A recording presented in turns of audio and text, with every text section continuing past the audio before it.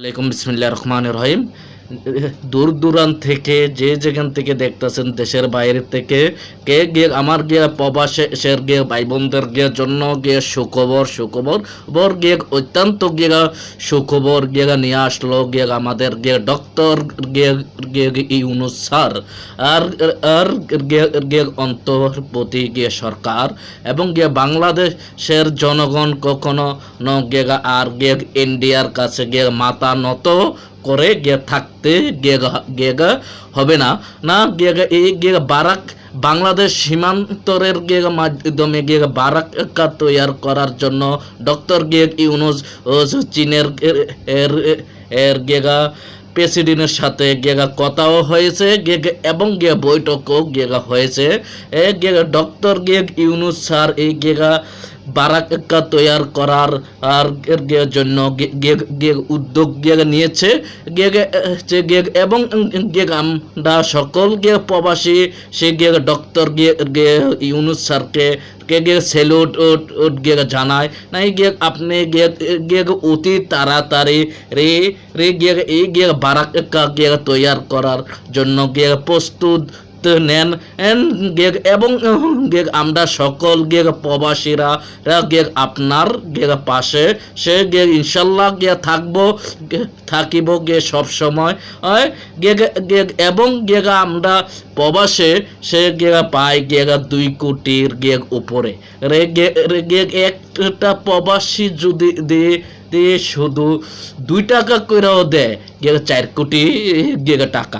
হ্যাঁ, এবং একটা প্রবাসী যদি 10,000 করে টাকাও দেয় পায় 7 থেকে 8 কোটি টাকা। এবং আমি ছোটোখাটো প্রবাসী হইয়া বলছি সোশ্যাল মিডিয়ায় আমি ডক্টর ইউনূস স্যারকে বারাক্কা তৈরি করার জন্য আমি দেব 50,000 টাকা।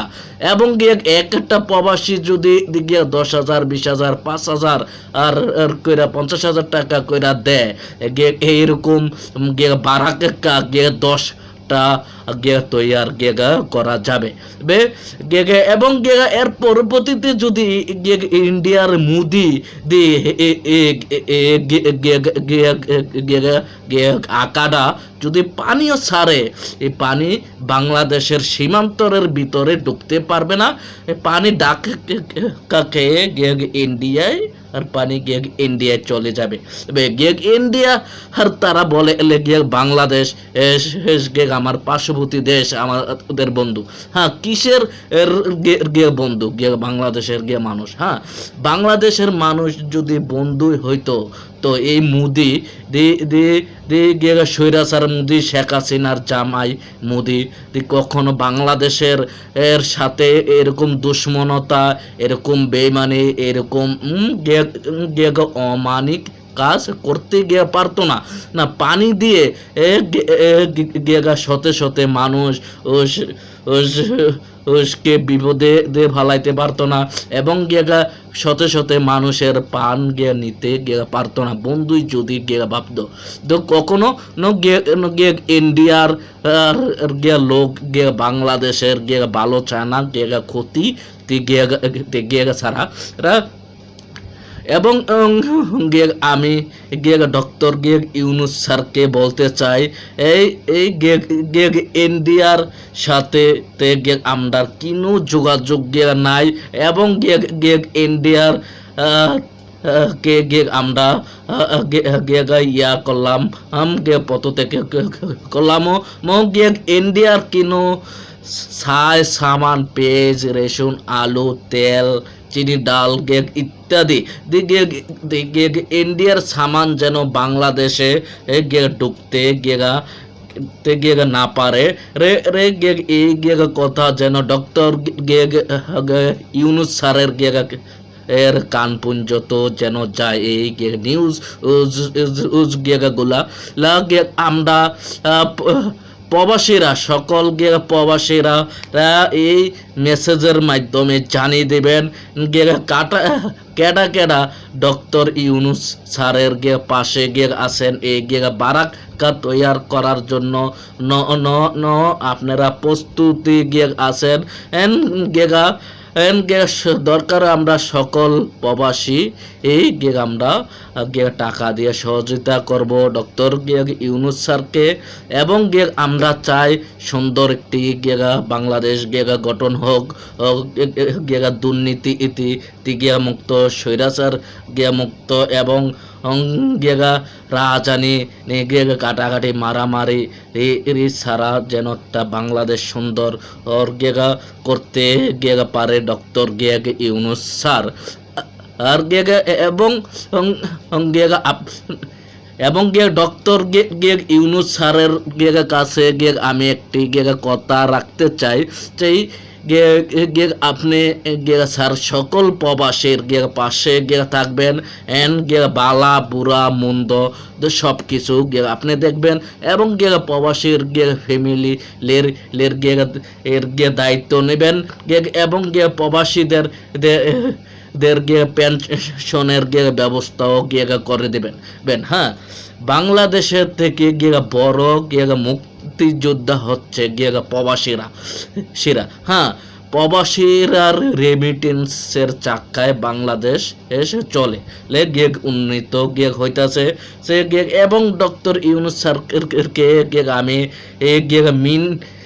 বিনয়ের সাথে বলতে চাই আপনি স্যার প্রবাসীদের পাশে থাকবেন এবং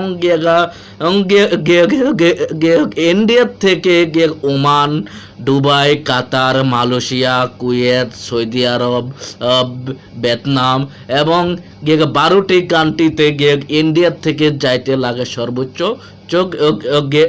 1 থেকে 1.5 লক্ষ টাকা এবং বাংলাদেশ থেকে মিডল ইস্টে যাইতে লাগে 5 লক্ষ টাকা।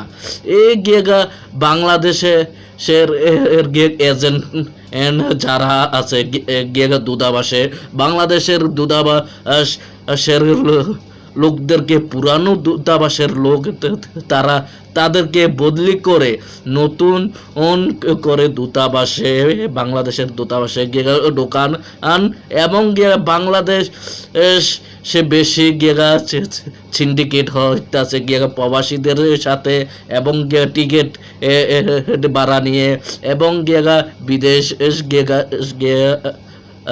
আওয়া নিয়ে সর্বোচ্চ আপনি ডক্টর ইউনুস স্যার প্রবাসীরা যেন বাংলাদেশ থেকে মিডল ইস্টে যে কোনো কান্ট্রিতে যাইতে পারে সর্বোচ্চ 1.5 লক্ষ টাকা। আপনি এটা প্রবাসীদের জন্য করবেন। আমরা সকল প্রবাসী সেরা আপনার কাছে বিনয়ের মাঝে যে হাত জোর করে বললাম আপনি প্রবাসীদের পাশে দাঁড়ান এবং বারাক্কা তৈয়ার করার জন্য অতি তাড়াতাড়ি আপনি প্রস্তুত নেন। আমরা প্রবাসীরা আছি সে আমার কথা যদি প্রিয় ভাই বোনেরা কিছু ভুল ত্রুটি হয়ে থাকে আপনারা ক্ষমার দৃষ্টিতে দেখবেন।